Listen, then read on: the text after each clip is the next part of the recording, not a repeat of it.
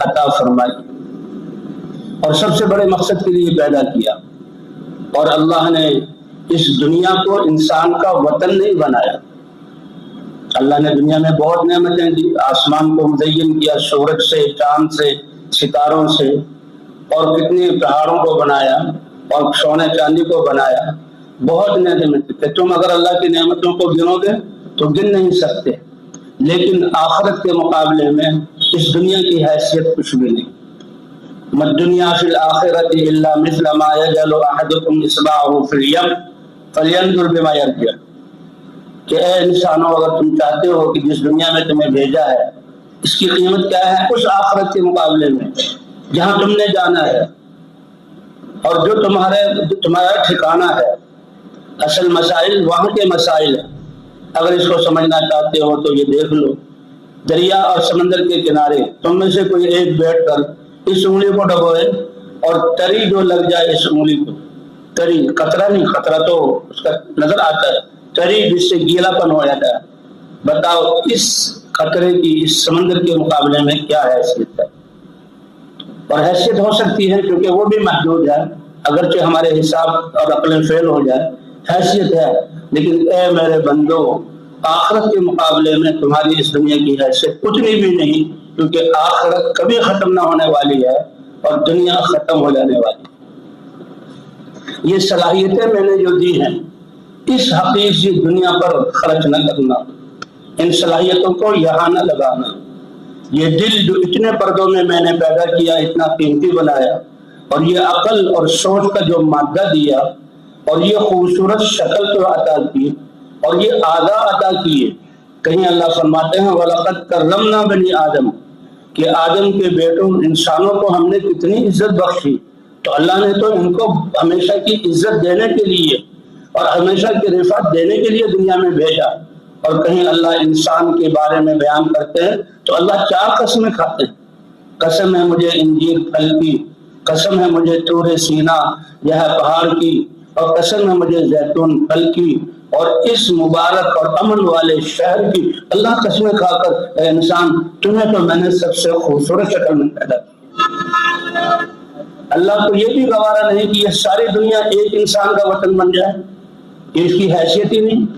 کیونکہ ایک انسان کی بھی خواہشات وہ اس ذات لامحدود ہے، لامحدود ہے اس کی خواہشات. اور یہ جنت سے اتارا گیا ہے، جنت کا نقشہ اس کو دکھلایا گیا ہے. آدم علیہ السلام کو جنت میں پیدا کیا گیا اور پھر اپنی حکمت سے دنیا میں بھیجا گیا. تو یہ تو جنت تمہاری خواہشات، ایک انسان کی خواہشات لامحدود ہیں، اور یہ وسائل بالکل محدود سے ہیں. یہ وسائل بالکل محدود سے ہے. ایک انسان کی خواہشات ان محدود وسائل سے پوری نہیں ہو سکتی. تو بتاؤ جب 7 ارب انسان خواہشات کی لائن پر چلیں گے تو پھر لڑائیاں کیوں نہیں ہوتی؟ یہ انسان اپنی حیثیت کو کتنا گرا دے گا؟ تو دنیا کی دنیا حیثیت ہے. حضور صلی اللہ علیہ وسلم تشریف لے جا رہے تھے، جب بھی کوئی موقع ایسا منظر آتا تو آپ اپنی امت کو تعلیم کرتے. کوڑی کہتے ہیں اردو میں، جہاں گاؤں والے اپنے گھر کا کوڑا کباڑ پھینکتے ہیں، کوئی کپڑے پھٹے پودے وہ پھینک دیتے ہیں، مردہ جانور وہ بھی پھینک دیتے ہیں، ڈھیر بن جاتا ہے. بستیوں میں جائیں تو سب سے پہلے اسی کا استقبال ہوتا ہے، وہ استقبال کر رہا ہوتا ہے. تو حضور صلی اللہ علیہ وسلم گزرے کناست قوم، تو وہاں ایک بکری کا مرا ہوا بچہ پڑا ہوا تھا. اس کے کان چھوٹے چھوٹے تھے یا کٹے ہوئے تھے، اور مر کر وہ پھول رہا تھا کہ پھٹے گا، اور بدبو منظر بھی کراہت والا اور وہ بھی بہت ناپسندیدہ، اور گزر رہے تھے. حضور صلی اللہ علیہ وسلم رک گئے اور فرمایا اے میرے صحابہ، کیا تم میں سے کوئی اس بات کو پسند کرے گا کہ جیب سے 1 درہم نکالے، چاندی کا سکہ، شاید آج 1000 روپے کی اس کی قیمت ہو، اور یہ بکری کا بچہ مجھ سے لے لے؟ صحابہ کرام کا یا رسول اللہ، بکریوں کو چرانے والے تھے، بکریوں کی نسل کو جانتے تھے. یہ لمبے لمبے کانوں والی بڑی بڑی بکریاں اور تھنوں والی کیا اس کی قیمت ہوتی ہے؟ یا رسول اللہ، آپ اس بکری کے بچے میں کہہ رہے ہیں یہ مردہ ہے، اگر یہ زندہ بھی ہوتا کہ اس نے بڑا ہونا ہے، اگر بکری ہے دودھ دینا ہے، اگر بکرا ہے تو آگے نسل چلے گی، بکے گا 1000 روپے کا، زندہ بھی ہوتا اور بعد میں اس کی قیمت بنتی، تو ہم زندہ کو 1 درہم کے لیے، 1 درہم کے بدلے میں لینے کے لیے تیار نہیں تھے. آپ اس مردہ کو، ارے صحابہ تمہارے نزدیک یہ مرا ہوا بدبودار اور یہ کن کٹا یہ بکری کا بچہ اتنا بے قیمت ہے تو سن لو تمہارے رب کے نزدیک یہ ساری دنیا اس سے بھی بے قیمت ہے۔ اے انسان تمہیں اپنی عبادت کے لیے پیدا کیا۔ ایک آقا اپنے غلام، میرے غلام کو کسی نے کچھ کہا تو میں اپنی جان جانے دے دیتے، حالانکہ غلامی اور آقا کا تعلق دو انسانوں کا ہے، تو ہم تو اللہ کے بندے ہیں۔ جب اللہ نے فرمایا وما خلقت الجن والانس الا لیعبدون، میں نے اپنی عبادت کے لیے تمہیں پیدا کیا ہے، تم میرے بندے ہو، میری بات ماننے والے ہو، میں تمہارا خالق اور مالک ہوں۔ ما اريد منهم من رزق وما اريد ان يطعمون، میں تم سے روزی کمانا نہیں چاہتا، یہ نہیں کہ روزی کا ذمہ تمہارے یہ کریں گے نہیں تو کیا ہوگا، یہ بالکل غلط ذہن ہے۔ اللہ وہاں فرمائے جب تم عبادت کے لیے پیدا کیے گئے، تمہاری ساری زندگی عبادت ہے اللہ کی۔ نماز تو یہ اللہ کے حقوق میں سے سب سے بڑی عبادت ہے، ورنہ تو ہمارا ہنسنا، ہمارا رونا، ہماری خوشی، ہماری غمی، ہماری زراعت، ہماری تجارت، ہمارا کھانا پینا، یہ سب عبادت ہے۔ وقت بہت تھوڑا سا ملا ہے اور تیاری بہت زیادہ کبھی ختم نہ ہونے والی زندگی کی کرنی ہے، اور تیاری ان نعمتوں کو حاصل کرنے کے لیے کرنی ہے کہ جن ایک نعمت کے مقابلے میں دنیا کے خزانے جو ہیں وہ ردی کے برابر ہے، اور ان تکلیفوں سے بچنے کے لیے کرنی ہے۔ دنیا میں تو ابھی بھائی ہمارے بتا رہے تھے کہ دنیا کی بھوک کا آخر کیا ہے کہ بھائی اب اس کنارے پر پہنچ گیا، اگر اس کے گلے میں یا ڈرپ کے ذریعے غذا نہ ڈالی جائے مر گئے، موت۔ پیاس میں اس حالت تک پہنچا کہ پانی نہ پلایا جائے تو موت۔ اب اس بھوک کتنے کھانا سے دور ہوگی، اس کے سامنے دو روٹیاں سالن لے آؤ، اس دو روٹیوں سے اس کا پیٹ بھر جائے گا، اور اس سالن سے اس کا پیٹ بھر جائے گا۔ وہ بھوک کہ جس کا نتیجہ موت کی صورت میں ظاہر ہو، مرتے ہیں بہت سارے لوگ، جس کا نتیجہ اس صورت میں ظاہر ہو کہ دو روٹیوں سے وہ بھوک دور ہو جائے، اس کے لیے ہم اتنی کوشش کر رہے ہیں کہ قیامت میں اللہ ہم سب کو بچائے۔ اللہ کی نافرمانی کی بھوک جب آئے گی جہنمی پر، ساری دنیا کے خزانے کھا جائے تب بھی اس کا پیٹ نہیں بھرے گا۔ اس سے بچنا اور بچانے کے لیے اللہ نے ہمیں بھیجا۔ ہمیں ایسے ہی ایمان دے دیا، ایسے ہی ہمیں کلمہ مل گیا، ایسے ہی ہم تبلیغ والے کرانے لگ گئے، ایسے ہی اللہ نے اپنے گھر میں آنے کی توفیق دے دی۔ اللہ ہمیں سمجھ عطا فرما دے کہ ہمیں کس مقصد کے لیے دنیا میں بھیجا گیا۔ ہم ویسے ہی الجھ پڑے آپس میں، کیا مسائل ہیں اس دنیا کی۔ پیاس، بھائی بتایا تھا کہ پیاس مرنے لگا، اس کو پانی لا دو، اس کو پانی ڈالا، 2 گلاس پیے گا، 3 یا 1 جگ پیے گا، پیاس بجھ گئی۔ اور قیامت کی پیاس وہ ہوگی، سمندر بھی پی لے تو پیاس نہیں بجھے گی۔ اس کا کیا علاج کیا آپ نے؟ اور کنتم خیر امۃ اخرجت للناس، کیا اعزاز ہے یہ، کسی بادشاہ کی طرف سے دیا ہوا پیغام ہے کہ جو قبروں میں چلا گیا اس کو کوئی جانتا بھی نہیں، یا کسی فلسفی کا کہ جس کے نظریے کو بعد والے لوگ جھٹلاتے رہے، یا کسی سائنسدان کا کہ اس کا کوئی تذکرہ بھی نہیں، اس کا اپنا پیشاب پاخانہ اس کے ہاتھ میں نہیں، اس کی اپنے سانس اپنے ہاتھ میں نہیں۔ یہ قائم چلانے والا نظام چلانے والی ذات کون سی ہے؟ اللہ کی ہے۔ اللہ کی طرف سے ہمیں خیر امت کہا گیا، تم بہترین امت ہو، اس لیے کہ سارے انسانوں کی نفع رسانی کے لیے نکالے گئے ہو۔ اس لیے حضرت محمد صلی اللہ علیہ وسلم نے فرمایا انا حظکم من النبیین، فخر اور ناز کرو اپنے نصیبے پر کہ اللہ نے تمہیں اس 15ویں صدی میں، کہ میں اب اپنی طرف سے کر رہا ہوں، 15ویں صدی میں مسلمان بنا کر حضور کی امت میں ہونے کا شرف بخشا ہے۔ تمہارے نبی کو 1400-1500 سال اللہ کے ہاں چلے گئے، اور تم آج ان کے کلمہ پڑھنے والے ہو، اور تم آج اس کی، اور اللہ کے نزدیک تم خیر امت ہو۔ اگر جو شرط لگائی اس شرط پر تم چلنے والے ہو۔ کیا اعزاز اللہ نے دیا، کیا اللہ نے اکرام ہمیں دیا ہے، اور کتنے بڑے مقصد کے لیے، صرف انسان ہونے کے ناطے سے اللہ کی عبادت۔ اللہ تیری عبادت کا مقصد تو یہ، غلام اور آقا، غلام کو ضرورت پڑے اور آقا کو ضرورت پڑے، غلام سویا ہوا تو کیا ہوگا؟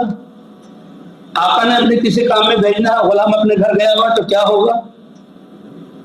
اور غلام جو ہے فضولیات میں لگا ہوا تو کیا ہوگا؟ حالانکہ وہ اس کا خالق نہیں ہے، اور اللہ نے اپنی عبادت کے لیے پیدا کیا، اور ہر سانس ہمارا اللہ کی عبادت۔ وما خلقت الجن والانس الا لیعبدون، کتنی بڑی عزت کا اور شرف کا مقام ہے۔ تو انسان ہونے کے اعتبار سے اللہ کی عبادت، اور اللہ کی عبادت میں لگیں گے۔ اللہ رزق کا کیا ہوگا؟ کا میں ساتوں آسمان اور زمینوں کو پیدا کرتا ہوا اور ان سارے نظاموں کو چلاتا ہوا تھکا نہیں ہوں. تم 7 ارب انسانوں کے لیے 2 روٹی ہر ایک کے لیے 2 روٹی کا انتظام کرو, میں تھک جاؤں گا؟ بس دھوکہ یہاں لگا ہے کہ اللہ نے اختیار دے دیا. یا ایھا الانسان ما غرک بربک الکریم, اس کریم رب سے تمہیں کس نے دھوکے میں ڈال دیا؟ ایمان والے تھوڑے دھوکے میں اور کافر تو بالکل نابینا اور اندھ ہیں, اور ان کو اس اندھے پن سے نکالنا ان بیناؤں کا حق ہے, بیناؤں کی ذمہ داری ہے. کس چیز نے تمہیں دھوکے میں ڈال دیا؟ عدم سے کیا وجود عطا فرمایا؟ 3 اندھیروں میں کیا صلاحیتیں دی؟ جن ماں باپ کا بچہ اندھا ہے, وہ بہت خوبصورت ہے اور اس کی آنکھیں نہیں ہیں, وہ ساری دنیا زندگی دینے کے لیے تیار ہے, کوئی آنکھیں دے دے, کوئی آنکھیں دے نہیں سکتا. اللہ کا شکر ہے اس تبلیغ کی برکت سے اللہ کے راستے میں اتنا واضح راستہ, اتنا روشن راستہ, اتنا نفع والا راستہ اندھوں کو بھی نظر آیا کہ یہ راستہ فائدہ دینے والا, نکل رہے ہیں اللہ کے راستے. ایک تھائی لینڈ کے ایک مولوی صاحب تبلیغی گھرانے سے بہت خوبصورت تھے, نابینا, تھوڑا سا بچپن میں تھوڑی نظر تھی, وہ ختم ہو گئی, ان کو یاد نہیں کہ میرا بچپن کیسے, لیکن تبلیغی گھرانے سے تھے. ماں باپ تبلیغ میں ہونے کا بھی بچے کو عالم بنایا جائے. اللہ کا شکر کہ ساؤتھ افریقہ میں ایسا مدرسہ جہاں نابینا بچوں کو قرآن پاک پڑھایا بھی جاتا تھا, یاد بھی کرایا جاتا تھا, تجوید بھی پڑھائی جاتی تھی, اور پھر سہائے سکتا علم بھی پورا وہاں عالم بن کر نکلے. اب جب عالم بن کے نکلے تو بھائی سال لگانا ہے, تو وہ بالکل ذرہ برابر ہچکچاہٹ اس میں نہیں تھی کہ میں سال کیوں لگاؤں, جیسے آج ہمیں اشکالات ہوتے ہیں. وہ سال کے لیے آئے اور عالم نے سال لگایا. کیا خوبصورت شکل تھی, کیا خوبصورت آواز تھی, کیا خوبصورت کے پاس علم تھا, چل رہا خوشی سے. حالانکہ اندھے کو کتنی ٹھوکریں اور کتنی دفعہ وہ چاہتا ہے میں جاؤں تو باہر پکڑنے والا نہیں, کتنی جگہ ان کے خواہشات ٹوٹتی ہیں. اللہ نے تو ہمیں آنکھیں بھی دی, اللہ نے ہمیں کان بھی دیے, اللہ نے ہمیں اپنی معافی ضمیر کو ادا کرنے کا بول کر بلا سکتے یہ ساری نعمتیں دی. وہ خوش تھا. کسی نے یہ پوچھ لیا تمہاری زندگی کی آخری بڑی سب سے بڑی خواہش کیا ہے؟ اس نے کہا نہیں, اللہ کی بہت زیادہ نعمتیں, بہت اللہ کا شکر ادا کرتا ہوں, شکایت کوئی نہیں, لیکن دل میں ایک تیس سی اٹھتی ہے کہ بس اتنی دیر کے لیے میری آنکھوں میں روشنی آ جائے کہ جس ماں نے مجھے پالا ہے اس کے چہرے کو دیکھ سکوں. رات کے اندھیرے میں جب بتی چلی جائے نا, اندھیرا ہو اور اندھیرا کچھ دیر رہے, ہم ان روشنیوں کے اتنے عادی ہو گئے کہ بچے رونے لگیں گے, بڑے ڈر جائیں گے, کچھ ہوا باہر ہو جائے ڈر جائیں گے. اللہ نے یہ آنکھیں دی, چیزیں دیکھتے ہیں, رنگ دیکھتے ہیں, فاصلہ دیکھتے ہیں, اور چہروں کی خوبصورتی کو جانتے ہیں, باپ کے باپ ہونے کو پہچانتے ہیں. ان مناظر اور پہاڑوں سے ہمارے دلوں میں خوشیوں کی لہریں اٹھتی ہیں. ایک ایک نعمت میں کروڑوں نعمتیں اللہ نے چھپائی ہوئی ہیں, اور یہ اللہ نے بغیر مانگے دی. تو کہتا ہے ایک اتنی دیر کے لیے, لیکن میں کوئی شکایت کرنے والا نہیں. وہ بھی اللہ کے راستے میں نکلا. ابھی کچھ دنوں پہلے یہ سال کی جماعت ہے, بیرون گئی تھی اور واپس آئی. یہ چیز ہے کہ یہ خصوصی جماعت ہے لاہور کی. پہلے جب جاتے ہوئے بھائی اشمہ صاحب نے تو جیسا انہوں نے بتایا تھا کہ یہ اس میں گونگے ہیں, بہت اچھا, گونگے بھی اللہ کے راستے میں گونگے اللہ کے راستے میں نکلتے ہیں, گشتیں کرتے ہیں, اور جو باہر جا رہے ہیں ان کے قواعد پورے ہیں. کان والے تو قواعد پورے نہیں کر رہے, زبان بول والے تو قواعد پورے نہیں کر رہے, لیکن بے زبان اور بے کان وہ قواعد پورے کر رہے ہیں. گونگوں کی جماعت ہے تو بہت خاص جماعت ہے واقعی, کہ جی اس میں ایک وہ بھی ہے جو نابینا بھی ہے, بہرا بھی ہے, اندھا بھی ہے, وہ بھی اللہ کے راستے میں نکلا. اور وہ ایسے نہیں نکل گیا, اس کے سارے قواعد پورے ہیں. کئی سالوں پہلے جب چلے کے لیے نکلا تھا, اس کی جماعت گونگے نے کارگزاری سنائی کہ وہ چلے کے لیے نکلا ہے, بیان کرتا تھا, اور اس کو اس کے گھر سے پہلی دفعہ نکالا اور مسجد میں لے کر آئے. یہ پوچھا کہ انسان ہے, سمجھدار ہے, کھاتا پیتا ہے, اپنی معافی ضمیر کو ہاتھوں کی حرکت سے بتا دیتا ہے کہ ہم بالکل بہت ساری چیزوں کو سمجھتا ہے اور ساری چیزوں کو بتلا دیتا ہے. جب اللہ نے اگرچہ آنکھیں اور کان اور اس کو زبان نہیں دی، جب انسان بنا کے پیدا کیا اور حضور کی امت میں پیدا ہوا، اللہ نے اس کام کی برکت سے اندھوں پر یہ کھولا۔ پتہ نہیں کتنے دیکھنے والوں نے اس کو دیکھا ہوگا، لیکن خیال بھی نہیں آیا ہوگا کہ اس کو بھی اللہ کے راستے میں نکالے۔ بس یہ تو ماں باپ پر بوجھ ہے، ماں باپ پر شاباش ہے، اس پر صبر کیے ہوئے ہیں۔ نہیں، ان گنگوں کو سمجھایا کہ جب یہ انسان ہے، یہ بھی اللہ کے راستے میں، اس کو تعلیم میں لے کر آئے، تعلیم سے آگے بڑھا کر شہروزہ لگوایا، شہروزے سے وہ 40 دن کے لیے نکلا اور 40 دن سے 4 مہینے لگائے اور 4 مہینے سے وہ پیدل 2018 میں پیدل سال کے لیے گیا اور پیدل سال کے لیے جا کر اب وہ بیرون سے آیا۔ اس نے خود کارگزاری سنائی، دیکھنے والوں کی آنکھوں میں آنسو ذرہ برابر بھی زبان اور کان اور آنکھوں کے ہونے کی شکایت کا شائبہ بھی اس پر نہیں تھا، بلکہ خوش تھا کہ اللہ نے مجھے حضور کی محنت عطا فرمائی۔ یہ محنت تو اتنی واضح اور روشن ہے، یہ حقائق ہیں، کب سے سن رہے ہیں، اللہ فرما رہے ہیں۔ اللہ نے انسان کو اپنی عبادت کے لیے، پوری زندگی عبادت ہے، اے اللہ تیری عبادت میں لگیں گے تو رزق کا کیا، کہ رزق کا فکر تم نہ کرو، تم کو روزی کمانے کے لیے نہیں بھیجا کہ تم زمیندارا کرو۔ اگر یہ چیزیں اسباب تمہیں دیے بھی ہیں تو اس میں بھی تمہارے لیے احکام دیے ہیں جو تمہیں کامیابی دلائیں گے۔ اگر بادشاہت دی ہے نافرمانی و کفر تو جہنم میں جاؤ گے، اور اگر تجارت کے نقشے دیے ہیں اس میں اللہ کے احکام توڑے، یہ تجارت تمہیں ہلاک کر کے رکھے گی۔ اگر زراعت کے نقشے میں اللہ کی نافرمانی کی، یہ ہلاکت تک پہنچا دے گی۔ تجارت کے نقشے دیے کہ اس تجارت میں بھی اللہ کے احکام کو زندہ کرو، کہ پالنے والی ذات کون سی ہے؟ اللہ کی ہے، اور اس تجارت سے میں اللہ کی مخلوق، مسلمان، ہمسائے اور یہ خلق اللہ، ان پر حق الخلق الی اللہ من احسن الی علیہ، اللہ نے یہ نظام بنایا ہے کہ سب سے محبوب وہ انسان ہوگا کہ جو اللہ کی مخلوق کے ساتھ اچھا معاملہ کرنے والا۔ اللہ سورج اللہ نکال رہے ہیں، کسی کے بس کے کسی کے ہاتھ میں نہیں دیا، ہوائیں اللہ چلا رہے ہیں، بارشیں اللہ برسا رہے ہیں، دن رات کا نظام اللہ کر رہے ہیں، اور اللہ چاہتے ہیں تو سب کے گھروں کو بھر دیتے ہیں۔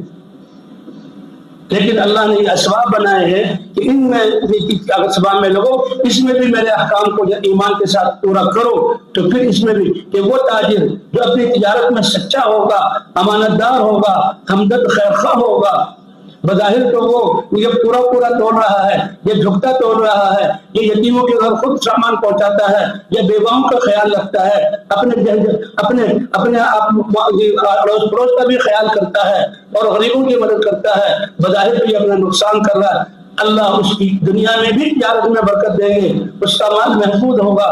اور فرمایا ایسا تاجر قیامت کے دن جب نفسا نفسی کا عالم ہوگا، کہاں کھڑا ہوگا؟ وہ کہ انبیاء، صدیقین، شہداء اور صالحین کی سب میں وہ تاجر کھڑا ہوگا۔ یہ اللہ کا امر، اللہ کا قانون ویسے ہی، اور کا زمیندار جو زمیندارے میں اللہ کے حکم کے مطابق یہ ہر چیز اللہ کی تسبیح کرتی ہے، اللہ کا ذکر کرتی ہے، وہ سارا ذکر اس کے کھاتے میں، اور اس کی کھیتیوں سے جن بلبلوں نے، جن چڑیوں نے، جن جانوروں نے کھایا اور یہ خوش ہوتا ہے، اور یہی اللہ کا حکم ہے، اللہ ان کی خدمت بھی مجھ سے لے رہا ہے۔ رزق تو دینے والے اللہ ہیں، یہ زمین سے غلے تو اللہ نے اگائے اور یہ اللہ کی مخلوق ہے۔ اس لیے بعض لوگ ایسے رحم دل کہ وہ تو جانوروں کے لیے چھتوں پر دانے رکھتے ہیں، پانی رکھتے ہیں، یہ زمیندار ہے۔ فرمایا اس کی ساری تسبیح یہ سارے اس کے نامہ اعمال میں لکھی جائے گی، اور ان جانوروں نے جو کھایا ہے یہ اس کے لیے قیامت میں صدقہ بن کر یہاں پیش ہوگا، اور اللہ اس کے درجات کو بلند فرمائے گا۔ زندگی تو تھوڑی سی ہے، اور تیاری آخرت کی ہمیشہ کی زندگی کی کرنی ہے، اور تیاری بادشاہوں کو راضی کرنا، قوموں کے سرداروں کو راضی کرنا، پڑوسیوں کو راضی کرنا، ان کو راضی کرنا کوئی بات نہیں ہے۔ کائنات کے خالق اور مالک اور رب کو راضی کرنا، جس کو راضی کرنا جنت سے بھی زیادہ قیمتی چیز ہے، اس کے لیے اللہ نے ہمیں بھیجا۔ وہ ایسا ارحم الراحمین ہے کہ اس نے کامیابی کے اسباب سب کو برابر دیے، کامیابی کے اسباب سب کو برابر دیے۔ لوگ کہیں گے کہ کسی کے پاس مال زیادہ ہے، کسی کے پاس عہدہ بڑا ہے، کسی کا کوئی کارخانے والا ہے، کوئی بیچارہ پتھر پھوڑ رہا ہے، کوئی مزدوری کر رہا ہے، ان پر اللہ نے کامیابی کا دار و مدار رکھا ہی نہیں۔ یہ تو مخلوق ہیں، بے جان ہیں، یا جاندار جانور بھی بنائے تو وہ بھی مخلوق ہیں، اور ان کو چلانے والی ذات اللہ کی ہے. اس لیے انبیاء دھوکے سے نکالتے تھے کہ آنکھوں سے سورج سے روشنی نظر آ رہی اور ہواؤں سے زندگی کے نظام کا چلنا نظر آ رہا, کھیتیوں سے پلنے کا نظام نظر آ رہا, یہ دھوکہ ہے. وَمَا الْحَيَاةُ الدُّنْيَا إِلَّا مَتَاعُ الْغُرُورِ. قرآن پاک میں فرما رہے ہیں اے ایمان والو تم دھوکے میں آ جاؤ, یہ دنیا کا سارا سامان تو دھوکے کا ہے. یہ سب چیزیں مخلوق ہیں اور یہ سب چیزیں نابینا ہیں, اس کے پیچھے کرنے والی ذات کون سی ہے؟ تو اس سب سے پہلے اس دھوکے سے نکالتے ہیں انبیاء. سب سے پہلے جو ہمارا پہلا نمبر ہے کہ جی لا الہ الا اللہ کی صدائیں لگاؤ اور پھر ساری دنیا کی نیت کرو. اللہ نے کتنا بڑا کام دیا. ہم کیا پڈی کا شوربہ, کیا ہماری یہ بیماری والی عمریں اور جو زندگی غفلت میں گزری, اور کیا ہم تھوڑا سا وقت دے دیتے ہیں. لیکن اللہ نے اس دعوت میں کتنا کہ تم ساری دنیا کے انسانوں کی جو موجود ہیں اور قیامت تک آنے والے انسانوں کی نیت کرو اور اس لا الہ الا اللہ کی صدا کو لگاؤ. اور دنیا بھر کے انسانوں, بادشاہ بھی, فوجوں کے جرنیل بھی, اور جو ہے سردار بھی, اور قوموں کے بڑے بھی, اور صنعت کار بھی, اور ڈاکٹر اور انجینئر بھی, فلسفی اور سائنسدان بھی, اور دنیا کے مزدور بھی, اور دنیا کے جو بڑے لوگ بھی. اے دنیا بھر کے انسانوں سن لو, اللہ کے علاوہ کوئی عبادت کے لائق نہیں. اللہ کے سامنے جھک جاؤ, اللہ کے احکام ماننے والے بن جاؤ. حضرت محمد صلی اللہ علیہ وسلم کو اللہ کا رسول مان کر ان کی اتباع کر لو. یہ اتنا بڑا کلمہ ہے کہ یہ دعوت دینے والا پوری دنیا کے انسانوں کی نیت کر کے دعوت دے گا. سامنے تو تھوڑا سا مرنا بیٹھا ہوا, انفرادی دعوت میں تو سامنے ایک آدمی بیٹھا ہوا, لیکن اللہ اس بولوں کی تاثیر کو پوری دنیا میں پہنچائیں گے.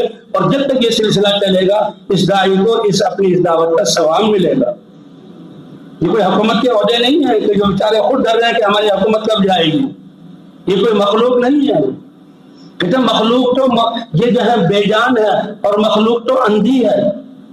ایک اندھا کسی علاقے میں رہتا ہے تو سارے اس کے بارے بیچارہ اندھا ہے, وہ نمازوں کے لیے کیسے جائے, وہ بازار میں کیسے آئے, ماں باپ سے لے کر پڑوس سے لے کر سارے یہ مسئلہ ہے. اور بھائی 2 اندھے ہوں تو مسئلہ یہ کم ہوگا یا زیادہ ہوگا, اور اگر 10 اندھے ہو جائیں تو مسئلہ کم ہوگا یا زیادہ ہوگا, اور سارے اندھے ہوں تو مسئلہ زیادہ کم ہوگا یا زیادہ ہوگا. آج ہم اندھوں کو جمع کریں, اندھوں کو جمع کر کے مسائل زیادہ کر رہے اس لیے پریشان ہے. دکان یہ بھی اندھی ہے, زمین یہ بھی اندھی ہے, یہ سارے اسباب یہ بھی اندھے ہیں, یہ روپے پیسے یہ بھی اندھے ہیں. بت بے جان تھے, ان کے یقین پر وہ کافر ہوں, اور ہم ان چیزوں کا یقین, ان چیزوں کو جمع کیا ہوا, اور جو ان کی روح تھی اللہ کی ذات پر ایمان اور اللہ کے احکام کو ماننا وہ نکلا ہوا ہے. اس لیے مسائل ہمارے زیادہ ہو گئے. بناؤ پکی سڑکیں, بناؤ کوٹھیاں, اور سب بجلیاں لے آؤ اور مشینری لے آؤ, اطمینان چیز کی ضرورت میں نصیب نہیں ہوگا. کیوں الا بذکر اللہ تطمئن القلوب. تو سارے انسان ہونے کے اعتبار سے اللہ کی عبادت, اللہ نے کامیابی کے اسباب سارے انسانوں کو برابر دیے, فقیر سے لے کر بادشاہ تک, اور گھسیارے اور زمین میں مزدوری کرنے والے سے لے کر بڑے بڑے صنعت کاروں تک کامیابی کے اسباب سب کے نزدیک. ایک بلال جیسا حبشہ کے رہنے والے اور غلام ہونے کی حیثیت, اور وہ اپنے یقین اور اعمال اور اپنی ذمہ داری کو ادا کر کے اس درجے تک پہنچتے ہیں کہ حضور صلی اللہ علیہ وسلم نے فرمایا اے بلال, آسمانوں پر لے جایا گیا, جنت کے سارے درجات دکھائے گئے, اور جہنم کے احوالات اپنی آنکھوں سے دیکھ کر آیا ہوں, 5 نمازیں لے کر آیا ہوں, جنت کے جس درجے میں بھی گیا تو تیرے قدموں کی آہٹ میں نے اپنے سامنے سنی. اے بلال تیرا وہ کیا عمل ہے, اے بلال وہ تیرا کیا عمل ہے؟ سب سے بنیادی بات وہ دل کا یقین لا الہ الا اللہ, اور غلام ہوتے ہوئے اس بات کی ذمہ داری کا احساس, اس بات کی ذمہ داری کا احساس کہ اس کلمے کو پہنچانا میری ذمہ داری. یہ ابھی جو قصے پڑھے گئے, یہ جو قصے پڑھے جاتے ہیں, ابھی کچھ قصے ابھی بھی آئے, حضرت بلال اور جو ہے حضرت خباب اور سمیہ جن کو شہید کیا گیا, حضرت زنیرہ اور غزوہ احد کے شہداء, کہ حضور کہہ رہے ہیں اپنے بھوبی کے بیٹے سے کہ میری بھوبی کو روکو, وہ یہاں نہ آئے, وہ برداشت نہیں کر سکتی. یہ ساری تکلیفیں, یہ سارے حضرات ان پر یہ حالات آئے. تو یہ حالات کیوں آئے؟ اس لیے کہ وہ کلمہ پڑھتے ہی کلمے کی دعوت میں لگتے تھے, اور ان حالات نے ان کو دعوت سے نہیں روکا. فرمایا یہ صحابہ اگر کلمے کو چھپاتے اور بیٹھے رہتے گھروں میں تو یہ تکلیفیں اور مناظر سامنے نہ آتے, لیکن پھر اسلام بھی اس طرح نہ پھیل سکتا. اور وہ حضرات اس حالات میں کس کو کامیابی شمار کر رہے ہیں؟ آل فرعون میں سے ایک آدمی مسلمان ہوا اور فرعون کے محل میں آسیہ اس کی بیوی مسلمان ہوئی، لیکن اس قرآن میں وہ یکتم ایمان، اس نے اپنے ایمان کو چھپایا ہوا تھا، تو چل رہا ہے پھر رہا ہے، کوئی تکلیف نہیں۔ اللہ نے یہ اس امت کو خاصہ عطا فرمایا کہ صحابہ کرام یہ ختم نبوت کی وجہ سے اللہ نے امت کو یہ دعوت والا کام اور اعزاز دیا کہ لا الہ الا اللہ اس زندگی کو اپناؤ اور اس کی طرف بلاؤ، کیونکہ بنیاد یقینوں کا ٹھیک ہونا ہے۔ اس لیے تمام انبیاء کرام اس دھوکے سے نکالنے کے لیے سب سے پہلے لا الہ الا اللہ اس کلمے کی دعوت دے کر یقینوں کے رخ کو ٹھیک کرتے تھے۔ کتنی بڑی دولت ہے جو اللہ نے ہمیں عطا فرمائی، کتنا بڑا یہ اللہ کا انعام ہے کہ ماں باپ کی گود سے ہمیں یہ کلمہ ملا ہے، لیکن اللہ اس پہ شکر ادا کرنے کی توفیق عطا فرمائے۔ کہ موسیٰ علیہ السلام، اے اللہ میں تیرا کلیم ہوں، اور کیسے بنی اسرائیل کو کیسے اللہ نے معجزات ظاہر کیے، اور فرعون کی پوری حکومت اور پوری قوم کو اللہ نے کیسے غرق کیا۔ کیا کہ وہ عصا کہ جس کو موسیٰ علیہ السلام نے 10 سال اپنی مرضی سے استعمال کیا، کبھی اسے کوئی معجزہ ظاہر نہیں ہوا۔ اللہ نے مشق کرائی، اے موسیٰ میرے حکم سے اس کو چھوڑو اور میرے حکم سے اس کو پکڑو، پھر دیکھو اس میرے حکم کے اس کے اندر آنے کی وجہ سے پھر کیا میں اپنی قدرت کے مظاہر دکھاتا ہوں۔ فرعون کے سامنے پھینکا تو فرعون کا دبدبہ ختم، وہ جو بنی اسرائیل ظلم کرتا تھا وہ ظلم کرنا تو دور کی بات، وہ خود اس کے دل میں اتنا ڈر بیٹھا۔ اور روایات میں آتا ہے کہ موسیٰ علیہ السلام کو دور سے آتے ہوئے دیکھتا تو دیکھتا ان کے ہاتھ میں ڈنڈا ہے، فوراً پیشاب خطا ہو جاتا، یہ ڈنڈا پھینکے گا سانپ بنے گا اور وہ مجھے ڈسے گا اور میں ختم ہو جاؤں گا۔ تو اسی اللہ نے جب اللہ کے حکم کے مطابق اس کو پھینکنا اور اٹھانا شروع کیا تو اللہ نے یہ طاقت رکھی، بحر قلزم پر پہنچ کر اللہ کے امر کی بنیاد پر اسر بعبادی لیلا انکم متبعون، اے موسیٰ دعوت دے کر بھیجا۔ یہ بنی اسرائیل جو اللہ کی نافرمانی کی وجہ سے اتنی بستیوں میں چلی گئی، مستضعفین فی الارض، روئے زمین کی کمزور ترین قوم، یہ کون ہے؟ روحانی اعتبار سے نبیوں کی اولاد ہے۔ یہ کون ہے؟ مادی اعتبار سے ملک مصر کے بادشاہ اور سردار، سارے عہدے اور سارے محلات ان کے پاس تھے۔ یہ نام اللہ نے کیوں دیا تھا؟ یوسف علیہ السلام کی دعوت کی وجہ سے، یوسف علیہ السلام کی تدبیر کی وجہ سے، وہ کلمے کی دعوت لے کر آئے تھے تو اس پر اللہ نے یہ ملک مصر دیا۔ آج ان سے یہ کیوں چھن گیا کہ انہوں نے ناقدری کی، ان چیزوں میں اتنے لگے کہ اللہ ہی کو بھول گئے۔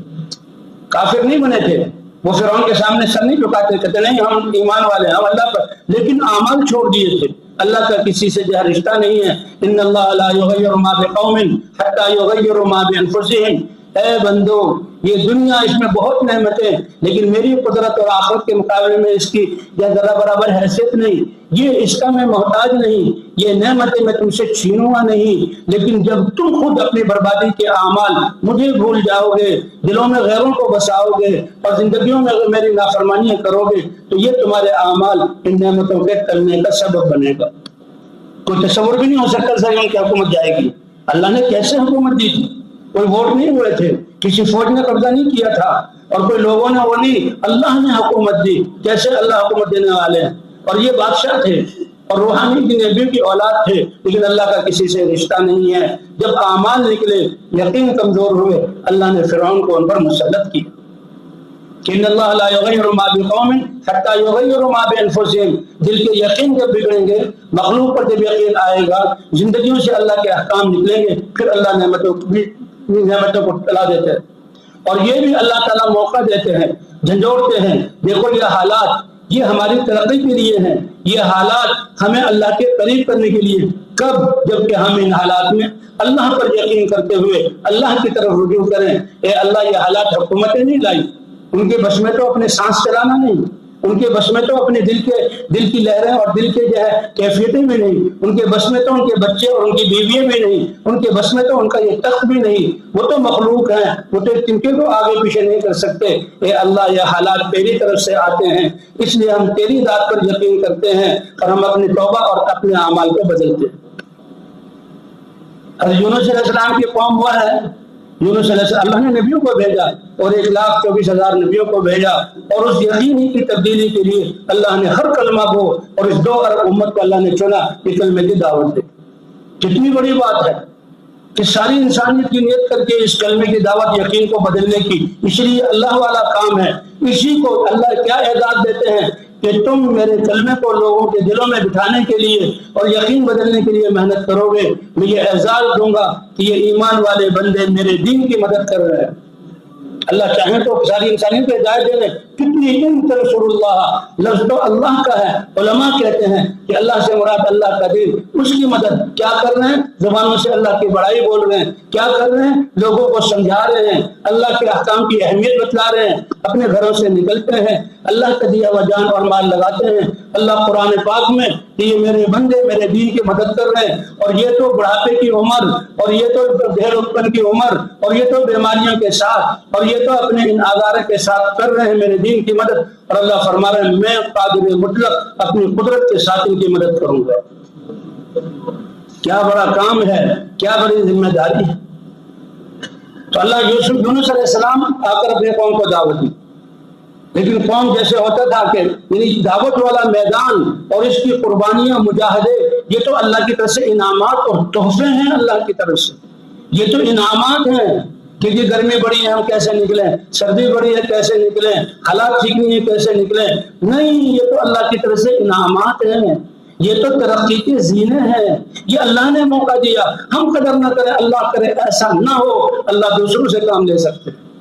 اس راستے کی مشقتیں مجاہدے، یہ قربانی والا نکلنا، یہ کیا دعوت دی گئی ہے؟ اکثر مجموعہ پرانا ہے کہ قربانی والا نکلنا، اور تبوک اللہ نے حضور صلی اللہ علیہ وسلم کے قصے تبوک سے یہ دکھلا دیا کہ کیسے پکے ہوئے پھل اور کتنی گرمی میں صحابہ کرام نکلے، کہ قربانی والا نکلنا، اس سے جو ہے اللہ تعالیٰ تو فرمایا تم اللہ کے دین کی مدد کرو گے اپنے اسباب کے ساتھ، اور اللہ اپنی قدرت کے ساتھ تمہاری مدد کرے گا، اور اللہ کی مدد آ گئی، سارے مسائل حل۔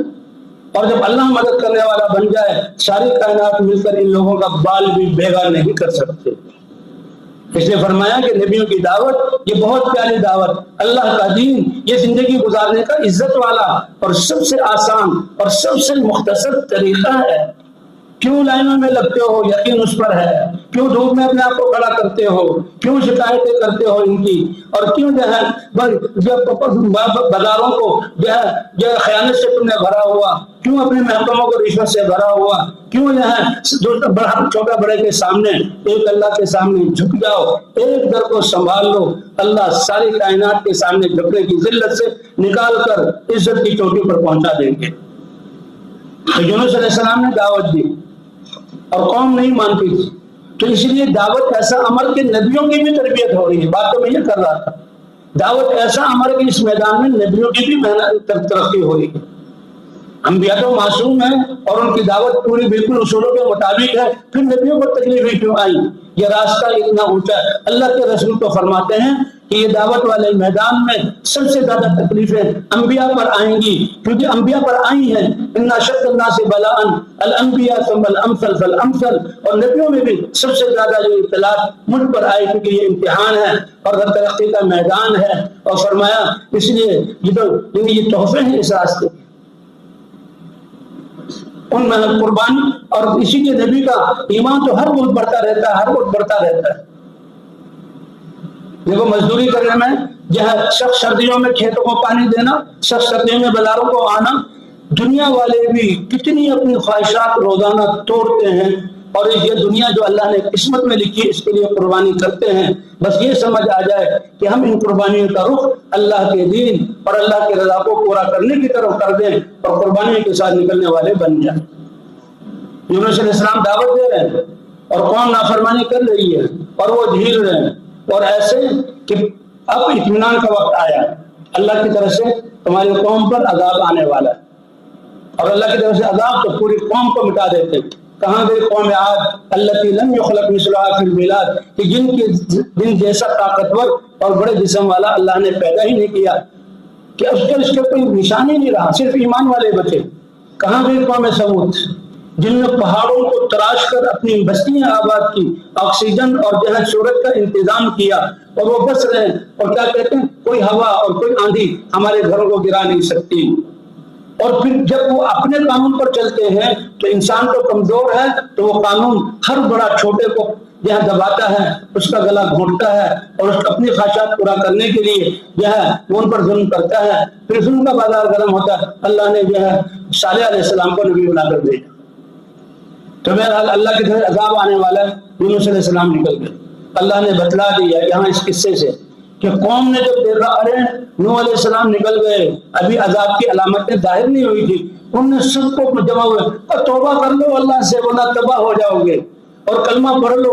سب نے توبہ کی، گناہوں سے استغفار کیا اور ایمان لائے، کلمہ پڑھا تو قوم کو اللہ نے بچا لیا۔ تو اترنے والے جو اس کے نبی نے بتایا، اترنے والے عذاب سے بچنا بھی توبہ اور استغفار اللہ کی طرف رجوع کرنا ہے۔ اس دعوت کے ذریعے یہی بتایا جا رہا ہے، انبیاء کرام اسی دھوکے سے نکالتے ہیں، اے انسانوں ان دھوکے سے نکلو، کرنے والی ذات اللہ کی ہے، سب سے بنیادی بات ایمان ہے اور سب سے طاقتور چیز ایمان ہے، اور اس کے بعد اللہ کے اتارے ہوئے احکام کو ماننا۔ حضرت محمد صلی اللہ علیہ وسلم کی ختم نبوت کے صدقے اللہ نے یہ کام اس امت کو عطا فرمایا، اور ان احکام میں سب سے پہلے نماز ہے۔ نماز سب سے بڑی عبادت، اللہ کا حق، یعنی ایسی عبادت۔ اب پوری زندگی ہمارے دین پر گزرے، دین کے 5 ارکان، زکوٰۃ تو مالداروں پر فرض اور سال میں 1 دفعہ، باقی تو ان کو تو بیچارے صدقہ لیتے ہیں، ان کو تو مال والے ان پر خرچ کرتے ہیں۔ اور آگے حج بھی جو ہے زندگی میں وہ سال میں 1 مرتبہ، اور مال سے تعلق، حج زندگی میں 1 دفعہ، وہ بھی مالداروں پر، اور حج میں جان بھی لگتی ہے اور مال بھی لگتی ہے، اور باقی زندگی فارغ، اور جن پہ حج فرض ہے نہیں اور ہیں وہ اللہ کے بندے، بندگی میں زندگی گزارنی۔ رمضان کے روزے یہ جو ہے سب مسلمانوں پہ فرض، اس میں بھی آزار کی وجہ سے کچھ روزے بعد میں رکھو، یا روزے ساقط جو ہے اس وقت روزہ رکھنے کا حکم نہیں ہے، اور روزہ